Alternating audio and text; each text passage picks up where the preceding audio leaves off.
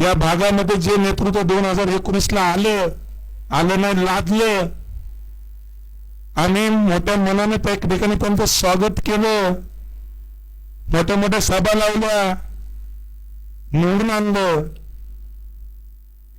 पण आमच्या पदरात काहीच पडलं नाही.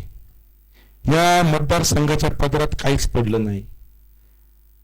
कॅबिनेट मंत्री असणारा माणूस काय काय करू शकतो त्याच्या प्रभागामध्ये, मतदारसंघामध्ये, महाराष्ट्रामध्ये जाऊन बघा. मी त्यांचा आदर करतो, मी त्यांचा आदरयुक्तच बोलतो, मी काय त्यांच्यावरती वैयक्तिक कुठली टीका करत नाही. राजकीय जीवनामध्ये लोकशाहीच्या चौकटीमध्ये बोलणारा मी कार्यकर्ता आहे.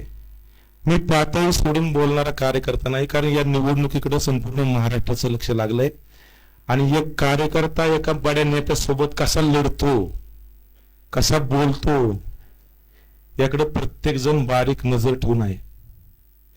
हे उदाहरण मला संपूर्ण महाराष्ट्राला द्यायचं आहे, त्यामुळे ते कसं द्यायचं, शिस्तीत द्यायचंय. 2019ला या ठिकाणी एक बाहेरचं नेतृत्व आपल्या भागामध्ये विधानसभेला आलं.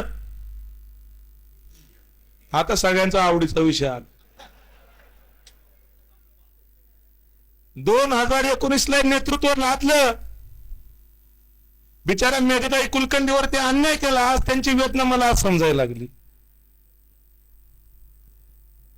त्यांनी कदाचित संघर्ष केला असता आज माझ्यावर पण हा दिवस नसता आला असं मला वाटतं. त्यामुळे मी ठरवलं की मी लढलं पाहिजे, आणि आज मी नाही लढलो तर इथून पुढे प्रत्येक काम करणाऱ्या कार्यकर्त्यावरती असाच अन्याय झाल्याशिवाय राहणार नाही. राजकीय जीवनामध्ये लोकशाहीच्या चौकटीमध्ये बोलणारा मी कार्यकर्ता आहे. मी पातळी सोडून बोलणारा कार्यकर्ता नाही, कारण या निवडणुकीकडे संपूर्ण महाराष्ट्राचं लक्ष लागलंय. आणि एक कार्यकर्ता एका बड्या नेत्यासोबत कसा लढतो, कसा बोलतो, याकडे प्रत्येक जण बारीक नजर ठेवून आहे. हे उदाहरण मला संपूर्ण महाराष्ट्राला द्यायचं आहे, त्यामुळे ते कसं द्यायचं, शिस्तीत द्यायचंय.